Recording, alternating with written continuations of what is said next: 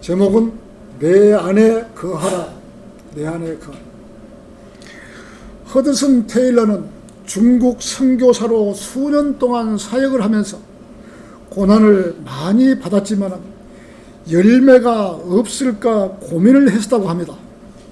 결국 허드슨 테일러는 자신이 육신의 힘으로 주님을 섬기고 있다는 것을 발견하고 자기를 의존하는 것을 그치고 참 포도나무이신 주 예수 그리스도를 전적으로 의지하는 것으로 삶의 근본 원칙을 바꿔야 함을 알았다고 합니다.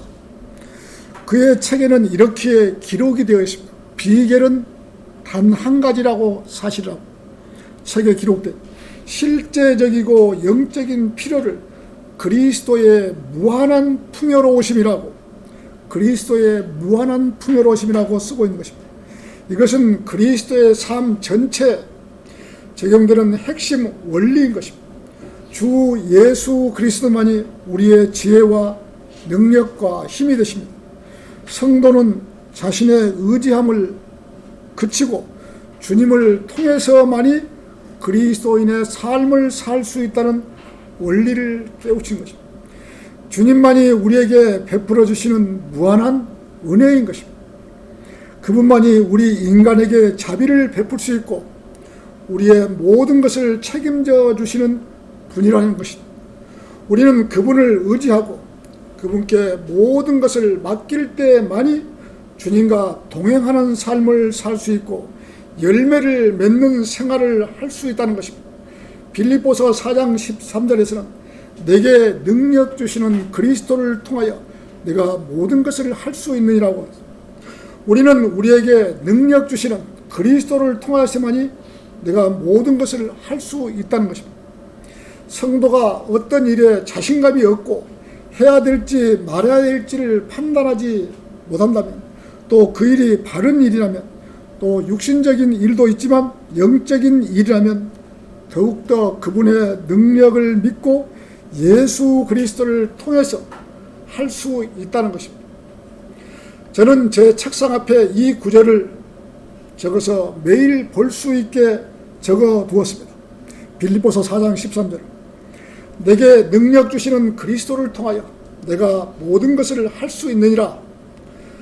자, 힘이 없고 또 용기를 더 내야 할 때 저는 이 구절을 보고 힘을 내곤 합니다. 어떤 일에도 하나님께 기도하고 시작하는 그러한 용기인 것입니다. 자, 내 안에 거하라. 첫 번째, 주님의 명령이다. 주님의 명령. 내 안에 거하라는 말은 주님께서 우리에게 명령하신 그 명령입니다. 구원받은 그리스도이라고 한다면 하나님과 동행하는 삶을 살아야 한다는 것입니다. 어떻게 동행할 것이라는 것은 말로만 동행한다고 해서 동행하는 삶이 아닌 것입니다. 실제적으로 동행하는 삶을 살아야 하는 것입니다. 우리 주님께서는 내 안에 거하시라고 명령을 하신 것입니다. 교회에 나와서만 동행하는 것이 아니라 교회 문 밖에 나가서 계속 삶을 살면서 주님과 동행하는 삶을 살아야 된다는 것이죠. 그게 습관이 되어 있지 않으면 그런 행동을 할 수가 없는 거거든요. 우리 주님을 왕으로 또 구세주로 섬기고 산다면 또 그리스도이라고 한다면 이런 생활을 절대적으로 해야 하는 것입니다. 구원을 이제 받았다면 지금까지 살아온 옛 생활이 있기 때문에 하루아침에 바뀌는 생활은 어려울 것입니다. 구원받고 성도의 습관을 잘 잡아야 하는 것입니다. 초창기에 이 습관을 잡아야 하는 것입니다. 구원받지 않을 때처럼 똑같은 생활 습관을 한다면 자기 평생에 그 버릇을 고치지 못하는 것입니다. 구원받은 이후에는 생활이 바뀌어야 하는 것입니다.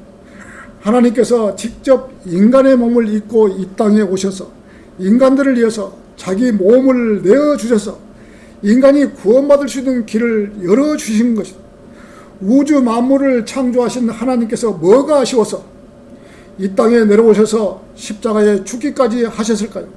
인간들이 지옥에 가는 것을 막기 위함인 것입니다. 인간 스스로는 도저히 죄 용서가 되지 않기 때문에 불쌍히 여기셔서 인간을 구원하시기 위해서 이 땅에 육신을 입고 내려오셔서 십자가에 달려 창에 옆구리를 찔리고 목마르다라고 외치고 다 이루었다라는 말을 선포를 하신 것입니다.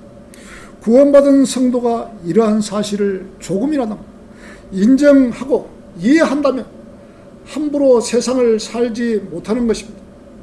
이렇게 감사하게도 나의 죄를 위해서 십자가에 죽으신 사실을 매일 기억해야 하는 것입니다. 그래서 아침에 눈을 뜨면 주님 앞에 기도할 수 있도록 해주셔서 감사합니다. 낮으로도 시간만 나면 주님 생각으로 가득 찬 생활을 할 수 있어야 하는 것입니다. 또 저녁 잠자리에 누울 때면 오늘 하루도 무사히 마치게 해주셔서 주님 앞에 아뢰게 해주셔서 감사를 드립니다 라는 기도를 하고 잠을 청해야 되는 것입니다. 이러한 생활 습관이 되지 않는다면 그리스도인은 영적인 생활이 점점 시들어져 가는 거예요. 구원받고 난 이후에 처음부터 아예 이런 생활 습관이 자기 몸에 배어 있어야 되는 거죠. 배어 있지 않으면 평생을 이런 습관적인 행동을 하지 못하는 것이거든요. 그래서 초창기에 우리 인간이 젊었을 때 이런 버릇을 단단히 잡아줘야 되는 것입니다. 이렇게 하지 않고 많은 시간이 흘러간다면 세상 사람과 똑같은 사람이 되는 것입니다.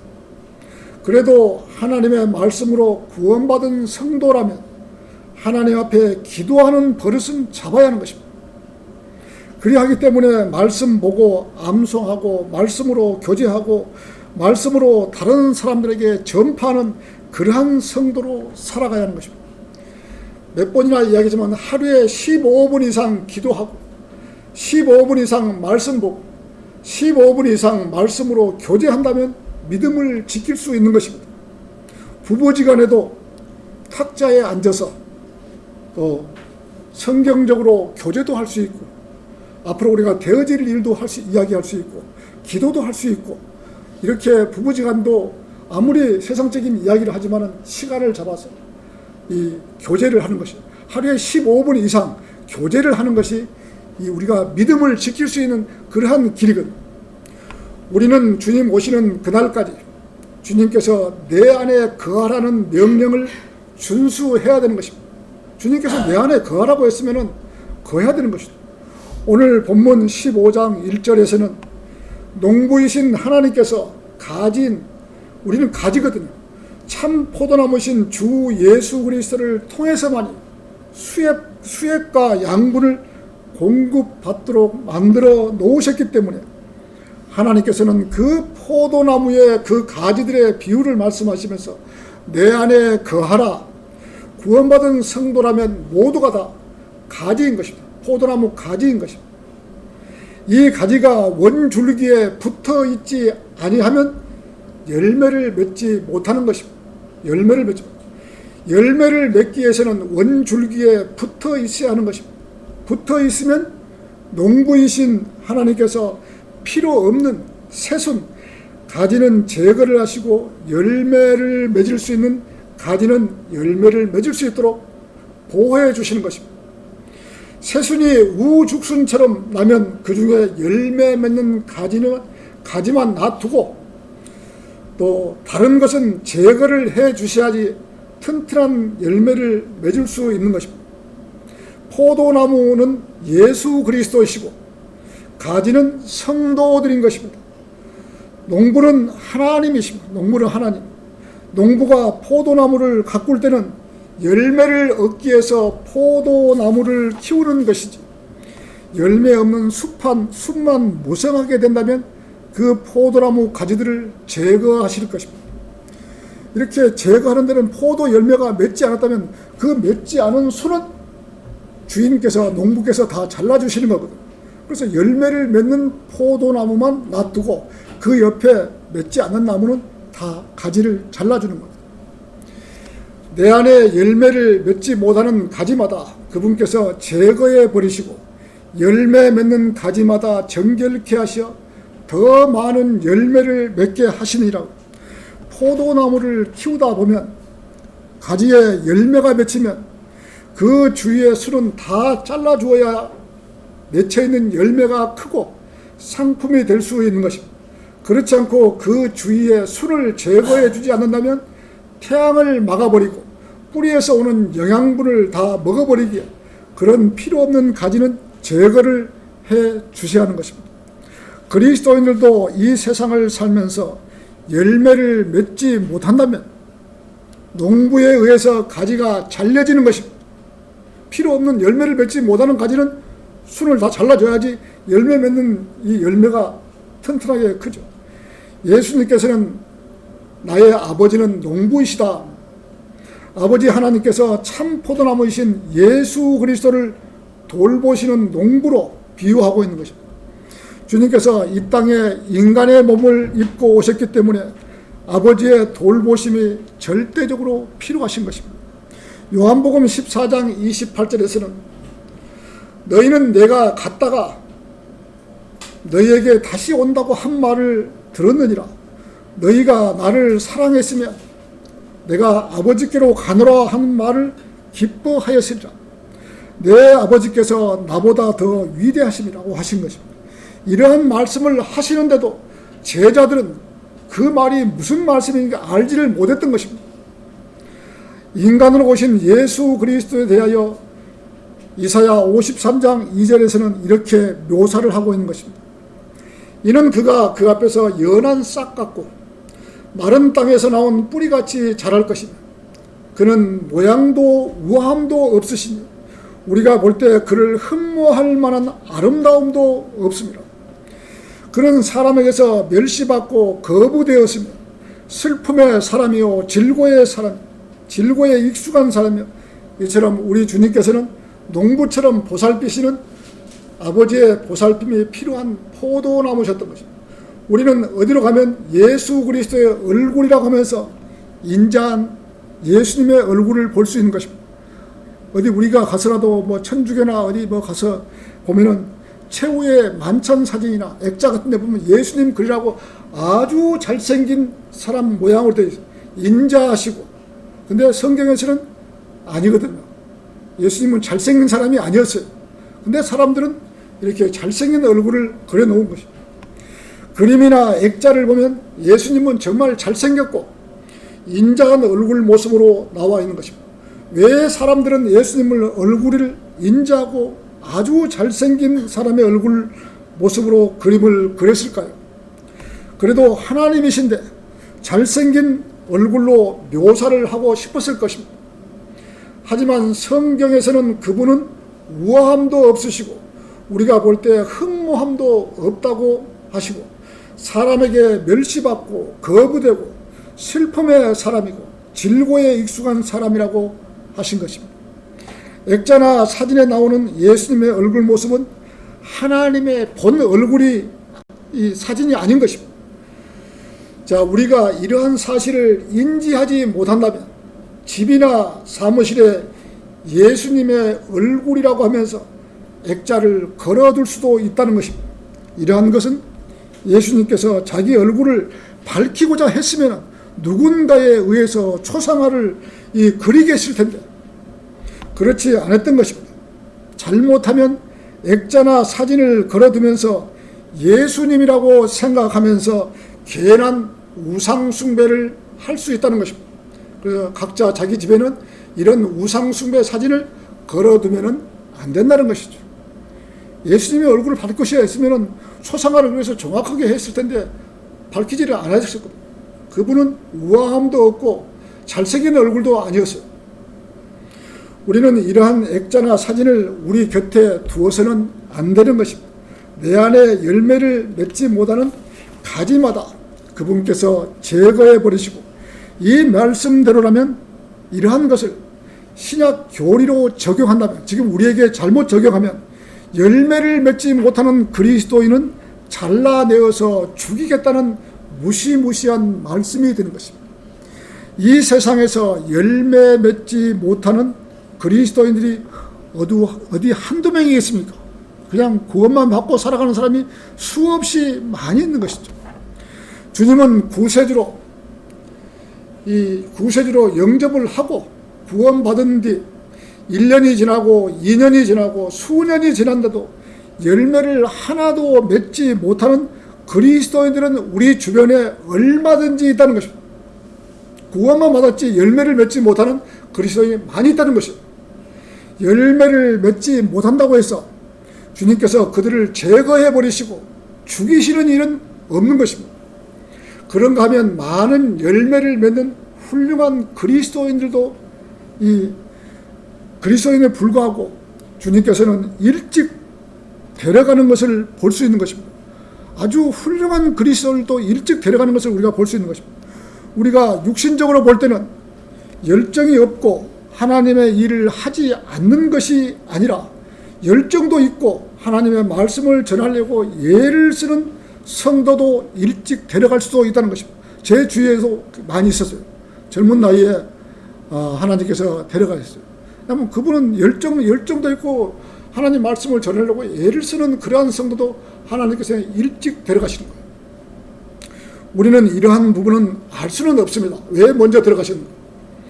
열심히 일한 사람도 데려가고 놀고 먹는 사람도 데려가는 것입니다. 열심히 하나님을 일을 하는 성도는 더 살게 해주셔서 더 많은 말씀을 전하면 좋겠는데 데리고 가는 수도 있다는 것입니다. 이제 고생했으니 이제 그만 쉬어라 할 수 있고, 놀고 먹은 사람은 이 땅에 놔두어봐야 죄만 짓고 오히려 하나님의 일에 방해만 되기 때문에 일찍 데려갈 수도 있다는 것입니다. 인간은 누구나 이 땅에 살지만 모두가 다 이 땅을 떠나야만 하는 것입니다. 오래 살지 못하는 것입니다. 그러시면서 하나님께서는 죽음 이후에는 반드시 심판을 받는다고 하신 것입니다. 구원받지 않았으면 영원 무궁토록 그 무서운 지옥에서 고통을 받아야 하고, 구원받았으면 하늘나라에서 영원토록 살리시겠다는 하나님의 법칙에 따라 살리겠다는 것입니다. 구원받지 않은 사람은 어쨌든 이 세상에서 오래 살아야 하는 것입니다. 구원받지 않았으면 오래 살라고 애를 써야 돼요. 오래 살고 싶으면 자기 부모에게 효도하면 오래 사는 것입니다. 이게 하나님의 법칙이에요. 자기 부모에게 효도를 잘하는 사람은 이 지상 생명이 오래 가는 것입니다. 오래 살면 죄도 많이 지을 수도 있지만 그래도 어쩌다가 복음 전파자의 설교를 듣고 구원받을 수도 있다는 것이죠. 먼저 가버리면 못 듣는 것이죠. 그리고 오래 살다 보면은 이 복음도 길거리에서 들을 수도 있고 어쩌다가 또 예수님을 믿을 수도 있는 것이죠. 그래서 사람은 오래 살아봐야 되는 것이죠. 구원받지 않았으면 더구나 더 오래 살아봐야 됩니다. 하나님을 믿지 않고 살다가 마지막에 구원을 받는다면 가장 행복한 사람이 되는 것입니다. 어쨌든 구원받은 성도는 조금 먼저 가고 조금 뒤에 가는 것은 아무 문제가 없지만, 구원을 받지 않았다면 오래 살아야 구원을 받을 수 있는 길도 있다는 것입니다. 사람이 나이가 들면 어쨌든 병도 달라붙게 되어 있는 것입니다. 자동차가 오래되면은 고장이 나는 것처럼 사람도 오래 살다 보면 고장이 여기저기서 나는 것입니다. 하나님께서 인간에게 주신 수명을 채우고 가면 되는 것입니다. 이 땅에 살면서 가장 잘한 일이 있다면 구원을 받고 하나님의 자녀가 되고 하늘의 소망을 가지고 살아가는 사람이 가장 행복하고 잘 살았다고 말할 수 있는 것입니다. 이렇게 유튜브를 듣다가 보면은 이 구원파 이단의 교리를 우리는 좀 볼 수가 있어요. 구원파가 왜 이단인가를 갖다가 해놓은 부분이 있더라고요. 우리가 이 거리 설교를 하다 보면 옆에서 이 구원파 박옥수 침례교회에서 복음을 와서 책자를 그냥 무료로 나눠주는 걸 볼 수 있어요. 그 사람들이 저에게 하는 말이, 구원받았습니까? 예, 구원받았습니다. 어떻게 받았습니까? 예수 그리스도의 보혈로 내가 태어나서 늙어서 죽기까지 모든 죄를 다 용서해 준 사실을 제 마음으로 믿고 입으로 시인하고 구원을 받았습니다 라고 제가 답변을 하거든요. 그러면 지금 지은 죄는, 앞으로 여기서 가서 지은 죄는 어떻게 합니까? 그러면 그 죄가 있습니까? 그러면 죄가 당연히 있죠. 그러면 나보고 그런 소리가, 그러면 구원 안 받았다고 말해. 당신은 구원 아니라고. 뭐요? 자, 우리가 죄를 지으면은 어떻게 되는 겁니까? 구원받은 그리스도인도 죄를 지을 수 있고, 구원 안 받은 사람도 죄를 지을 수 있어요. 그러면 이 구원받지 않은 사람도 죄인이고, 구원받은 사람도 이 구원받은 죄인인 거예요. 구원받은 죄인. 그러면은, 자, 내가 태어나서 늙어서 죽기까지 모든 죄는 다 용서했지만, 내가 지금 지은 죄, 이 죄는 어떻게 하실까? 죄가 있다고 하면은 구원을 안 받았다고 딱 선포를 해버린 거예요. 왜? 그건 이단이에요. 교리가 잘못된 거예요. 왜? 우리가 용서받는 죄는 아담과 이브가 지은 죄, 그 원죄를 다 용서를 해주신 거예요. 인간이 어떻게 할 수가 없기 때문에 그 원죄를 용서해 주신 거죠.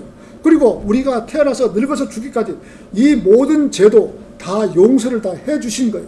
그런데 중간에 짓는 죄는, 자, 그리스도의 죄를 짓는다는 것은 결과적으로 하나님을 두려워하지 않기 때문에 죄를 짓는 거예요. 두려워한 마음이 있으면 죄를 짓겠습니까? 못 짓죠. 그래서 그 지은 죄, 내가 자신이 자범죄라 그러죠. 내가 살다가 지은 죄, 이 죄는 요한일서 1장 7절에 보면 우리가 자백하라고 되어 있는 거거든요. 그래서 우리가 죄를 지으면 자백하고 참회하고, 주님 제가 이런 죄를 지었습니다 하고 용서를 구하는 거예요. 그리고 용서를 구한다 그러면 구원을 받지 않았다고 딱 잘라서 말하는 거예요. 그것은, 자, 박옥수 구원파에도 세 파가 있지만 특히나 박옥수 교회는 박옥수 본인 자신이 강단에서 그렇게 선포하는 거예요. 자기 죄를 용서해 준 사실을, 자, 알았는데 중간에 죄가 있다고 말하면 그 사람은 구원을 받지 않은 것이다, 이렇게 선포를 해버려요. 아주 잘못된 이단 교리를 그 사람들은 가르치고 있는 거예요. 절대로 아니에요. 아담과 이브가 지은 죄를 용서했지만, 우리가 세상에서 지은 죄도 태어나서 늙어서 모든 죄를 다 용서를 했지만, 중간에 지은 죄는 우리가 자백하고 참여해야죠. 징계가 내려오기 전에. 그것이 그리스도이죠.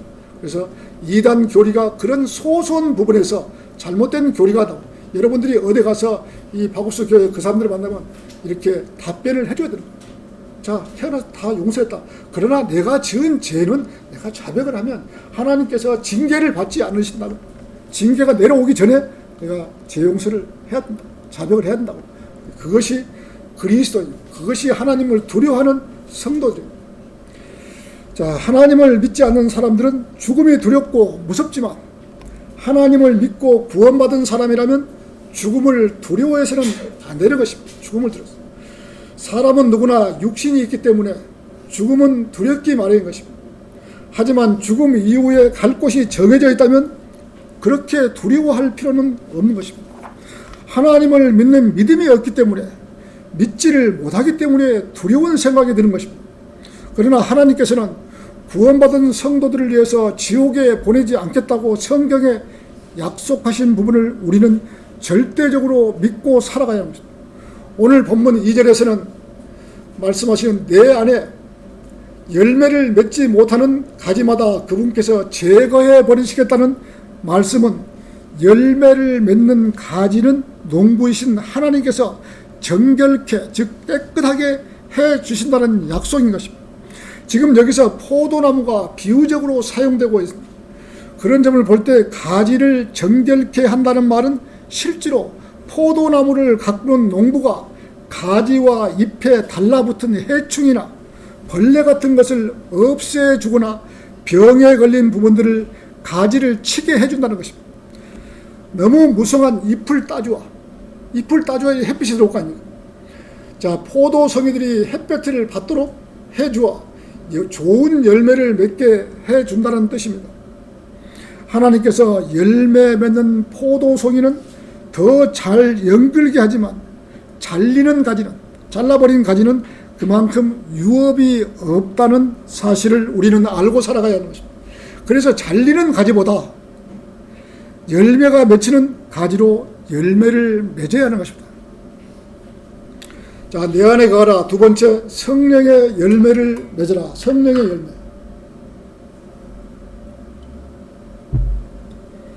본문 3절에서는 이제 내가 너희에게 일러준 말을 통하여 깨끗해졌느니라. 사람의 경우 말씀을 통하여 정결케 해주시는 것입니다. 믿음은 들으면서 나고 들으면 하나님의 말씀에 의해서라고 했습니다. 자, 육신의 병도 문제가 되지만 그리스도인이 영적으로 병이 든다면 돌이킬 수 없는 것입니다. 육신의 병은 병원에 가서 치료를 하면 나을 수도 있는 것입니다. 하지만 영적인 병은 육신적인 병보다 더 큰 것입니다. 사람들이 몰라서 그렇지 육신적인 병만 크게 보지 영적인 병은 병으로 치지 않는 거예요. 그리스도인은 아주 이거는 잘못된 것이죠. 성도가 이 땅에 오래도록 살 수도 있고 죽지 않는다면 영적인 병이고 무엇이고 상관이 없죠. 오래도록 산다면 천년이고 몇 년을 한다면 영적인 병이 들었다고 해서 무슨 상관이 있겠어요. 상관이지만 이 땅에 떠나서 하나님 앞에서 심판을 받기 때문에 영적인 병은 고쳐야 되는 것입니다. 영적인 병이 들어서 고치는 것보다 병이 들기 전에 미리서 건강식품을 먹는 것처럼 영적인 부분도 말씀에서 떠나지 말아야 하는 것입니다. 말씀에서 떠나지 말아요. 병이 안 들어가면. 히브리서 4장 12절은 하나님의 말씀은 살아있고 능력이 있어 양날을 가진 어떤 칼보다 예리하여 홍과 영 그리고 관절과 호수를 찔러 가른다고 했습니다. 히브리서 4장 12절. 13절에서는 그 어떤 피조물도 그분 앞에 나타나지 않는 것이 하나도 없다니. 그분 앞에서 다 나타나요. 우리가 했던 분이 다 나타난다. 오직 만물이 우리가 회개해야 하는 계산이죠. 회개해야 하는 그분 앞에서 벌거벗은 채로 명백히 드러나게 되느라고 했어요. 우리가 이 지상에서 했던 일이 하나님에 가면 다 그대로 계산을 해야 됩니다. 네가 잘 살았냐 잘못 살았냐 잘했냐 잘못했냐. 참 무서운 말인 것이죠. 회개를 한다는 것은 우리가 지상에서 했던 모든 일이 그분 앞에서 드러나서 회개 즉 계산을 해야 하는 것입니다. 말씀을 들어도 그때뿐이고 심각하게 생각하지 않고 그런 식으로 세상을 산다면 그 성도의 영적인 병을 고칠 수가 없는 것입니다. 우리는 육신의 병이 조금만 있어도 병원에 가고 수술하고 약을 먹고 고치지만은 영적인 병은 영적인 생활도 본인이 잘못을 느끼지 못하고 영적 병이 들었는데도 고치려고 생각을 하지 않고 그대로 방치를 한다면 많은 피해를 볼 수 있는 것입니다. 지금은 우리 눈으로 보이지 않는 피해를 입고 있는데도 대수롭게 생각하지만 그 피해가 고스란히 자신에게 다가오는 것입니다. 그러게 육신을 입고 있을 때도 열심히 세상을 살아야 하는 것입니다. 하나님을 위해서 최선을 다해서 살아가야 합니다. 거리에서 복음 전하고 전도지도 주고 또 예배도 빠지지 않고 참석하려고 하고 그분께 온전한 경배를 드리려고 해야 합니다. 저는 성경대로 믿는 대열에 서고 난 20년 동안 예배에 참석하지 못한 주일이 2번 정도 빠진 것 같습니다. 한 번은 이 고향에 들어갔다가 온라인으로 예배를 드린 적이 한 번 있고 한 번은 몸이 불편해서 예배에 빠진 적이 있습니다. 그 외에 빠진 적은 제가 기억을 하지 못하겠습니다. 2번 정도 빠졌다고. 성도가 뭐라고 해도 예배에는 빠지지 말아야 하는 것입니다. 우리 교회에 나오지 않는 이 성도는 우리는 제명을 하지 말아야 되는 것입니다. 이 본인 스스로 나오기 싫어서 안 나오는 건 어떻게 할 수가 없는 것이죠. 크게 어떤 죄를 지었다면 몰라도 그렇지 않고는 제명을 하지 않는 것이 제 소견입니다. 우리 교회에 나오지 않는 성도는 우리는 제명을 하지 말아야 하는 것입니다. 그것이 제 소견. 언젠가는 마음을 돌이키고 나오고 싶은데 교회에서 제명을 해버렸으면 나오지 못할 수도 있다는 것입니다. 그래서 제명을 하지 않고 기다리고 있는 것입니다. 제가 있던 교회에서는 한 달만 4주만 안 나오면 무조건 퇴출을 시켜버려요. 뒤에다가 공고판에다 붙잡고 퇴출을 시켜요. 4주가 안 나오면 그냥 잘라버리는 거예요. 그러니까 그 젊은 사람들이 교회에서 잘라버리니까 너무 서운해가지고 나오고 싶어도 교회 퇴출 공고가 써있기 때문에 못 나오는 거예요. 얼마나 아쉬워요. 1년이고 2년이고 못 나올 수도 있는 것이죠. 못 나오다가 다시 또 마음을 돌이키고 회개하고 교회 나오면 받아줘야죠. 당연히 받아줘. 그래야 믿음을 지킬 거 아니에요. 근데 4주만 안 나오면 공고를 그냥 붙여버려요. 잘라버려요. 아주 그것은 제가 지금 생각해도 잘못됐다고 생각합니다. 그러면서 개인적으로 이 기도는 여기서 나간 사람들한테 제가 기도는 개인적으로 기도는 하고 싶다. 최소한도 그래도 한 달에 한 번씩은 나오라고. 한 번씩 나와. 그래야 믿음을 지킬 거 아닙니까? 그 성도가 나와서 믿음을 지킨다면 그것보다 더 좋은 것이 없다고 생각합니다. 그리스도의 심판석에서 왜 나를 믿음 없는 사람으로 만들었느냐 할 수 있다는 것입니다. 얼마나 억울하겠습니까? 지금은 세상이 크게 보이고 세상이 정말 다 크게 보이지만 이게 얼마나 오래 가겠습니까? 오래 못 가는 것이거든요. 그러면 그 수천 년, 수만 년, 수억 년을 살아갈 사람이 잠깐 이 세상에 살면서 그걸 갖다가 잘못 살면 안 되는 것이죠. 그래서 영혼을 위해서 순간을 재단에 바쳐버리면 안 되는 것이죠. 자, 믿음을 지키고 끝까지 간다는 것은 정말 어려운 것입니다. 본인이 구원을 받았으면 누구나 그리스도의 심판석에서 만나는 것입니다. 잘잘못을 떠나서 배교를 해서 떠났든 보기 싫어서 떠났든 간에 만나게 되어 있는 것입니다. 그래서 함부로 욕하거나 비방하지는 말아야 되는 것입니다. 나간 사람들. 성도가 교회에 출석하여 사역자를 통해서 하나님의 말씀을 듣는다는 것은 그리스도인으로서 최소한의 요건입니다. 이것마저 귀찮게 여기고 게으름을 피우는 사람은 중병에 걸리고도 그것을 눈치채지 못하는 사람들입니다. 이렇게 영적인 병이 든 성도라면 주님께서는 그런 사람을 절대로 사용하지는 않습니다. 이런 병든 사람이 어디에 가서 전도지 한 장 내밀 수도 없고 하나님이라고 이 하자란 말도 내지 못하는 것이에요. 그래도 그런 성도가 구원받은 성도라면 그래도 양심의 가책은 있어서 하나님을 욕하고 살지는 못하는 것입니다. 주님께서는 내가 너에게 일러준 말로 깨끗해진 성도들을 사용하시는 것입니다. 하나님께서 쓰실 때는 깨끗한 성도를 쓰시는 것입니다. 평소에도 하나님의 말씀을 읽고 공부하는 일을 게을리하지 말라고 설교하는 이유가 바로 여기에 있습니다. 교회를 열심히 다니는 것을 가볍게 생각하는 사람들은 그리스도인으로서 지극히 기본적인 요건을 제대로 갖추지 못했음을 말해주고 있는 것입니다. 이런 사람들은 단단히 영적으로 병든 성도인 것입니다. 하나님의 말씀을 우습게 하는 자들은 예외 없이 교만하기가 이를 데 없고 자기의 의를 드러내고 있고 전혀 영적이지 못해서 하나님의 말씀 앞에 무릎을 꿇을 줄도 모르고 그리스도이라는 것과 바이블 빌리버 성경대로 믿는 사람들이라고 자랑스럽게 생각하지도 않고 온갖 마귀적인 것만 자랑을 내세우고 있는 것입니다. 어떤 사람들은 죄인들을 그리스도께로 인도하여 거듭나게 하는 것이 열매를 맺는 것이라고 생각하지만 성경은 그것만이 열매 맺는 일이 아니고 성령의 열매를 맺는 것이 또 있다는 것입니다. 이번에 경찰청 위에 그 높은 사람 있죠.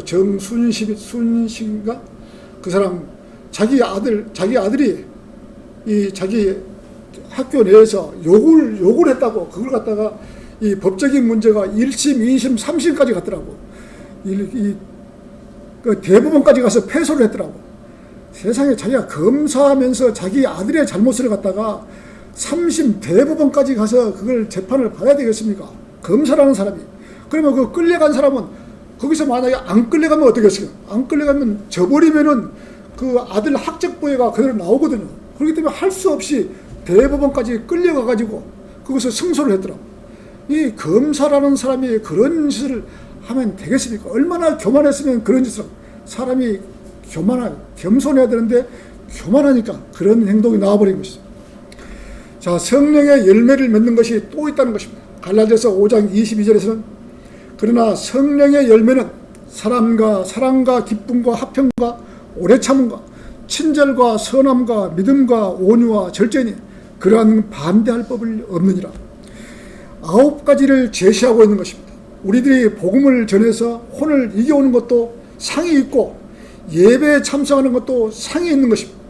그리스도인으로서 이렇게 신실하게 살다 보면 성령의 열매가 맺히는 것입니다. 성도가 맺고 싶어서 맺는 것이 아니라 주님 안에 거하게 되면 자동적으로 성령의 열매가 맺는 것입니다. 그렇다면 포도나무에서 가지가 하는 일이 무엇이겠습니까?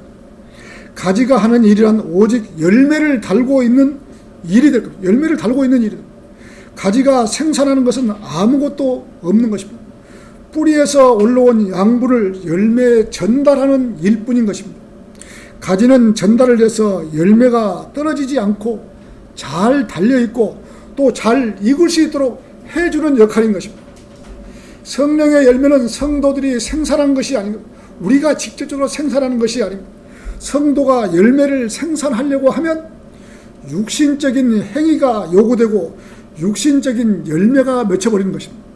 그리스도인이 포도나무에 즉 주님 안에서 거하고 있으면 자동으로 열매를 맺을 수 있다는 것입니다.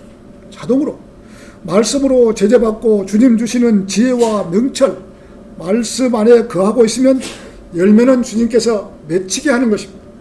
그러면 그리스도인은 그리스도의 향기를 뿜고 사는 것입니다. 여기에서 9가지 성령의 열매는 맺히게 되는 것입니다. 그래서 주님께서는 나는 포도나무요 또 성도들은 줄기에 비유하고 있는 것입니다. 주님 안에 거하면 농부이신 하나님께서 잘 가꾸시고 열매가 맺도록 하시는 것입니다. 성도가 억지로 포도 열매를 생산하려고 한다면 영락없이 가짜 열매가 달리게 되는 것입니다. 진짜 열매를 생산해내는 것은 성령님이 하시는 것입니다. 그래서 성도는 성령의 열매를 달고만 있으면 되는 것입니다. 성도는 그 좋은 열매를 달고 있을 만큼 정결케 하고 하나님의 말씀에 거하야 된다는 것입니다. 주님 안에 예수 안에 거하야 된다는 거죠. 정결하는 것은 주님의 말씀이 아니면 안 되는 것입니다. 주님께서는 일꾼인 성도 안에 들어와 계십니다. 그리스도인답게 살아가라고 하시는, 우리 보고 그리스도인답게 살아가라고 명령하고 있는 것입니다. 갈라디아서 2장 20절은 내가 그리스도와 함께 십자가에 못 박혔으나 그럼에도 나는 살아있노라. 그러나 내가 사는 것이 아니오 그리스도께서 내 안에 사시는 것이라. 내가 이제 육신 안에 사는 삶은 나를 사랑하시어 나를 위해 자신을 주신 하나님의 아들을 믿는 믿음으로 사는 것이라.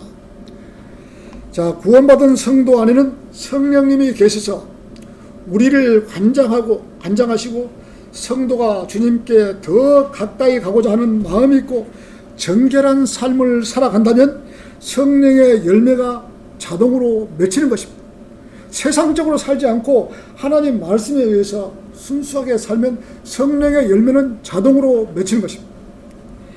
열매를 맺는 가지마다 정결케 하시어 더 많은 열매를 맺게 하시는 것입니다. 가지는 스스로 열매를 맺을 수 없는 것입니다. 자, 가지가 포도나무에 붙어있지 아니하면 스스로 열매를 맺을 수 없다는 것입니다. 주 예수 그리스도를 떠나서는 아무것도 할 수 없고 해서도 안 되는 것입니다. 성도가 구원을 받고 잘 양육이 되면 성령의 열매를 맺을 수 있는 것입니다. 자기가 어떤 행동을 해서가 아니라 믿음 안에서 자동으로 맺히게 되어 있는 것입니다. 말씀으로 제대로 성장하지 못했다면 성장하지 못하면 열매가 맺히지 못한 것이죠. 아무리 경고해도 듣지 않는 성도는 성령의 열매를 맺을 수 없는 것입니다. 우리가 하나님께 예배 드리기 전 준비 과정으로 찬송하고 해중기도하고 특송하고 또 예배의 문을 열고 설교를 들을 때 자기의 잘못한 부분이나 고쳐야 할 부분이나 도전받는 부분을 그냥 넘기지 말고 고치는 그러한 성도가 잘 양육이 되어서 성령의 열매를 맺는 것입니다. 성경은 하나님의 말씀이다. 인간이 써놓은 책이 아니다라고 알아야 되는 것입니다. 하나님께서 인간을 통해서 하나님께서 하고자 하시는 말씀을 기록해 두신 책인 것입니다. 이 책을 의심하거나 믿지를 못한다면 믿음이 자라지를 못하는 것입니다. 성도가 성경 말씀을 믿을 수 없는 사람에게는 하나님을 믿는다는 것이 고통일 것입니다. 구원받고 나면 가장 먼저 알아야 될 일은 성경은 하나님의 말씀이라고 철저히 알아야 되는 것입니다. 자, 이렇게 확실하게 믿을 수 있어야 그때부터는 그리스도인이라고 할 것입니다. 성경 말씀이 믿어져야지 그리스도인이라고 할 것이죠. 그리스도이란 말을 함부로 사용해서도 안 되는 것입니다. 성경도 안 믿어지고 의심이 가는데 어떻게 이 책이 하나님이라고 말씀이라고 믿을 수 있겠습니까? 자, 오늘 결론을 맺겠습니다. 구원받은 성도가 주님의 올바른 제자가 되고 싶다면 그리스도인의 각자가 스스로를 깨끗하게 하고 주님과 지속적으로 교제하며 주님 안에 거하고 주님의 계명들을 실행할 때 그리스도인의 삶은 풍성한 열매를 맺는 것입니다. 자신에게 열매가 없다고 한숨 쉬지 말고 자신이 진정으로 주님만을 의지하면서 섬긴다면 주님께서는 자동으로 열매를 맺게 해주시는 것입니다. 그러면 그리스도 안에서 누리는 자유 가운데 9가지 성령의 열매, 사랑과 기쁨과 화평과 오래참음과 친절과 선함과 이 온유와 절제니 그러한 것을 반대할 법이 없느니라. 자, 그리스도인에게 어디를 가서라도 그리스도인의 향기를 내뿜고 살게 될 것입니다. 그렇지 못하고 성도가 세상 지향적으로 살았다면 아무런 열매를 맺지 못하는 삶을 살게 되겠습니다. 사람은 누구나 예수 그리스도를 믿고 구원받을 수는 있는 것입니다. 그러나 모든 사람이 예수 그리스도의 제자는 될 수가 없는 것입니다. 제자는 모든 것을 버려두고 주님을 따라야 제자가 될 수 있는 것입니다. 예수님의 제자들도 모든 것을 다 내려두고 예수님을 따르는 것을 볼 수 있는 것입니다. 마가복음 9장 23절에서 누구든지 나를 따라오려거든 자기를 부인하고 날마다 자기 십자가를 지고 나를 따르라고 하신 것입니다. 우리가 그리스도인으로서 바르게 살고자 하는 그 마음이 자기 십자가를 지고 가는 거예요. 세상적으로 살지 않고 말씀에 의해서 말씀에 따라 사는 것이 자기 십자가를 지고 가는 것이요. 날마다 그리스도인으로서 해야 될 일과 하지 말아야 될 일을 분별하고 살아가야 합니다.